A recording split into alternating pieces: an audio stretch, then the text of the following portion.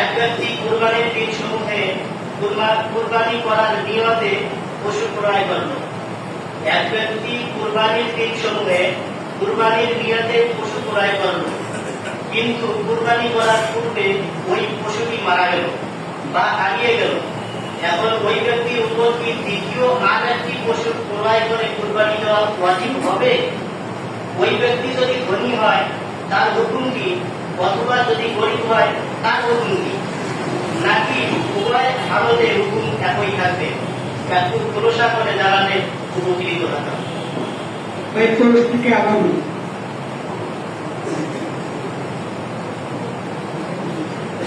এক ব্যক্তি কোরবানির দিন সমূহের মধ্যে কোরবানির নিয়তে পশু ক্রয় করলো, কিন্তু কোরবানি করার পূর্বে ওই পশুটি হারিয়ে গেল বা মারা গেল। এখন ওই ব্যক্তির উপর দ্বিতীয় কোরবানি করা কি ওয়াজিব হবে?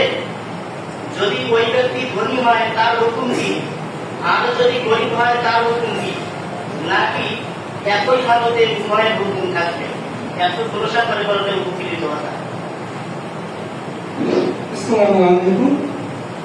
তো ভাই, আপনি যে প্রশ্ন করেছেন যে এক ব্যক্তি কুরবানির দিন সময়ের ভিতরে একটি পশু ক্রয় করলো, তো এমন তো অবস্থায় দুটি চলতে হয়, হয়তো সে ব্যক্তি ধনী হবে অথবা গরিব হবে।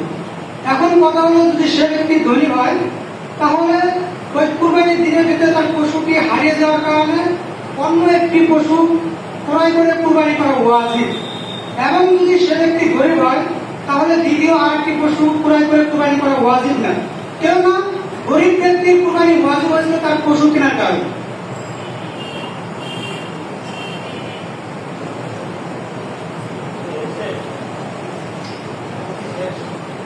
জি, শেষ না, উত্তরটি সঠিক হয়নি, আংশিক হয়েছে। সঠিক হয় নাই ভাই, এক যে কোনো ব্যক্তি কুরবানির দিন সময়ের ভিতরে কুরবানি পশু ক্রয় করেছে, এখন এমন হলো দুইটা। যদি সে ব্যক্তি ধনী হয় তাহলে ওই পশুটি কুরবানির দিন সময়ের ভিতরে হারিয়ে যাওয়ার কারণে তাকে নতুন আরেকটি পশু ক্রয় করে কুরবানি করা ওয়াজিব। এখন যদি সে ব্যক্তি গরিব হয় তাহলে এমন তো অবস্থায় কারো করে দ্বিতীয় আরেকটি কুরবানি করা ওয়াজিব না, কেননা কারো করে কুরবানি ওয়াজিব হয়েছিল ওই পশুটি ক্রয় করার কারণে। যে পশুটি হারিয়ে গেছে তার কারণে তার ওয়াজিবটা সাকিব হয়ে গেছে, যার কারণে তার উপর দ্বিতীয়বার কুরবানি করা ওয়াজিব না। আপনার উত্তরটি সঠিক হয় নাই।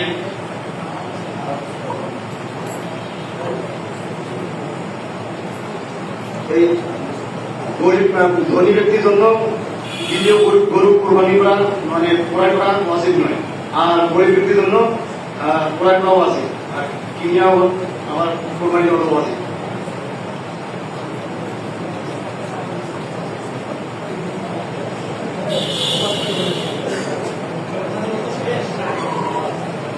শেষ। ভাই, আপনাদের প্রশ্নের উত্তর হয়নি।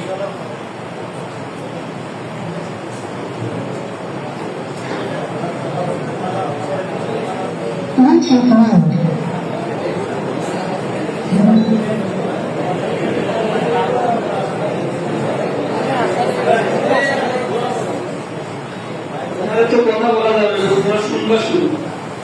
তোমাদের দুইজন প্রশ্নের উত্তর দিলাম, তোমরা গুলো কাপটা শব্দ বলো দেখি।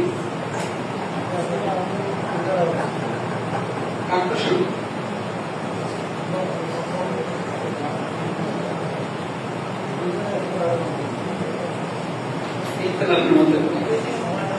হ্যাঁ,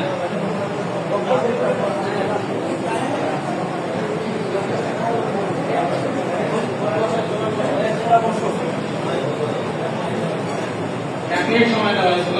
তবে হ্যাঁ, একটা বিষয় এখানে লক্ষণীয়, যখন প্রশ্নের উত্তর দিবে, প্রশ্নটা দেখা যাচ্ছে উত্তরটা হয়ে গেল, আংশিক হোক বা বেশিরভাগ হয়ে গেল, সেক্ষেত্রে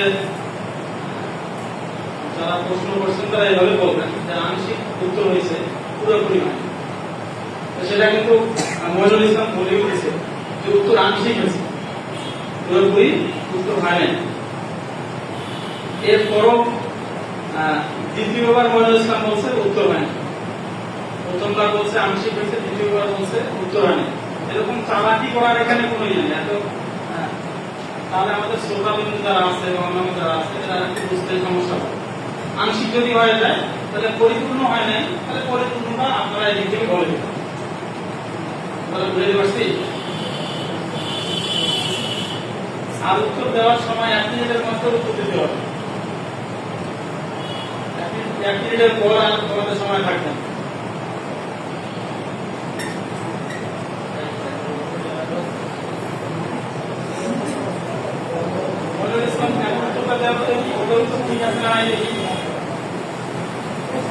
প্রশ্নটির উত্তর হবে কুরবানি দাতা যদি সাহেবে হিসাব হয় তাহলে আরো একটি পশু কুরবানি করা ওয়াজিব। আর যদি সাহেবে হিসাব না হয় তাহলে পুনরায় তার উপর কুরবানি করা ওয়াজিব নয়। তবে প্রশ্নের বর্ণনা অনুযায়ী এখানে কুরবানি দাতা গরিব হলেও তার উপর কুরবানি ওয়াজিব হবে, কারণ সে পশু ক্রয় করেছে কুরবানির দিন সমূহে, আর যে সময় পশু ক্রয় করা তার জন্য মান্যতের পর্যায়ে।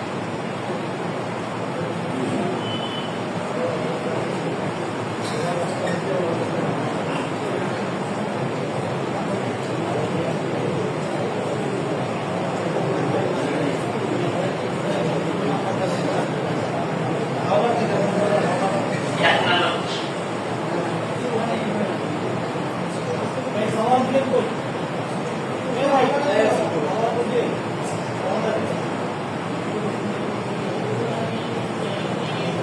হাওয়ালা হইতেছে হিন্দিয়া 5 নম্বর খণ্ড 597 নম্বর পৃষ্ঠা, মাহমুদিয়া 4 নম্বর খণ্ড 302 নম্বর পৃষ্ঠা এবং প্রশ্নের বর্ণনা অনুযায়ী বাসরা হিন্দিয়া 6 নম্বর খণ্ড 198 নম্বর পৃষ্ঠা।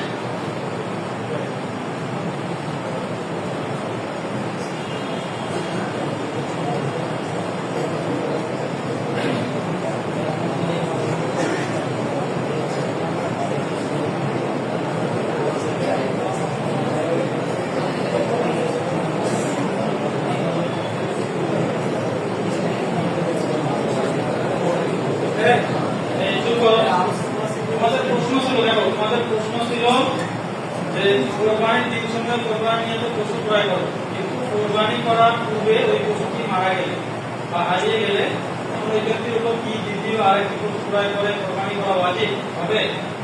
ওই ব্যক্তি যদি ধনী হয় তার হুকুম কি? ধনী হলে তার হুকুম কি সেটা বিপরীত দল থেকে বলে দেওয়া হয়েছে। অথবা গরিব হয় তার হুকুম কি? গরিব হলে তার হুকুম কি সেটাও বিপরীত দল থেকে বলে দেওয়া হয়েছে। নাকি উভয় হালতের হুকুম একই?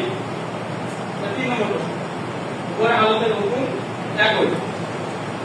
এইটা খোলাসা করতে বলছেন, এই খোলাসাটা আমরা বলতে পারি। নাম্বার কি হবে আমরা দিতেছি। ওদের আংশিক প্রশ্নের উত্তর হয়ে গেছে।